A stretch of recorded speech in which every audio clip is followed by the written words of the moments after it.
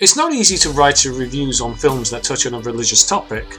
More often than not, one opens himself up to offending some religion or another, despite the fact that as a reviewer, I'm only looking at the film from its technical and storytelling merits, rather than its religious standpoint, whether or not I happen to agree with it. I can, as a pagan, still enjoy a Christian film as much as I can enjoy a Muslim film or an atheist film. Thankfully, I'm not reviewing a religious film today.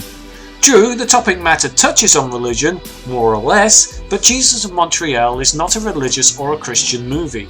It's an extremely well-written story which parallels the story of Jesus in a film focused entirely on the theatre community upon which it's about.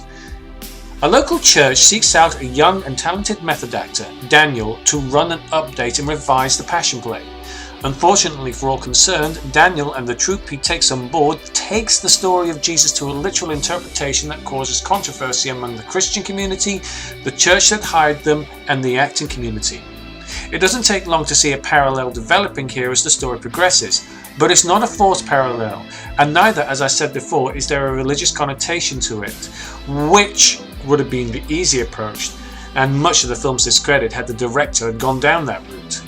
But the profound impact of Jesus on the Jewish people and its authorities is expressed extremely well as Daniel's life mirrors that of Jesus, with the following he garners in his audience, the loyalty from his troop and the opposition from the offended church.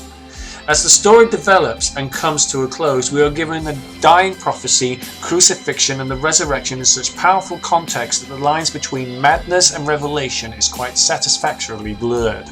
If one were to be completely honest with oneself about the teachings of Jesus Christ, is that they were very subversive for the time, challenging authority, the status quo, and the political and religious corruption that is the core strength behind Dennis Arkin's teleplay.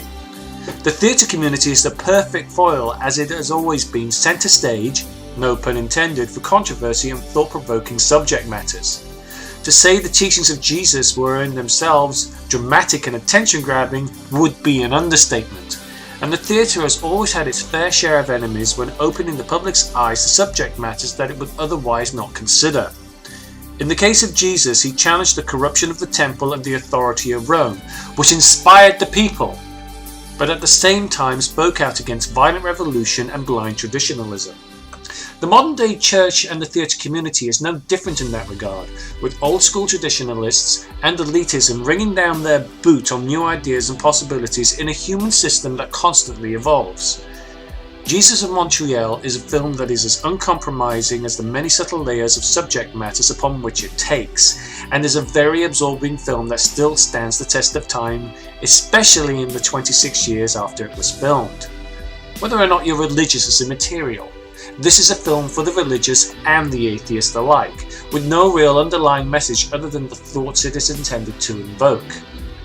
Whether standing up to the status quo in religion, politics or creativity, Jesus of Montreal, in my mind at least, stands up as a testament as to what theatre should continue to be about.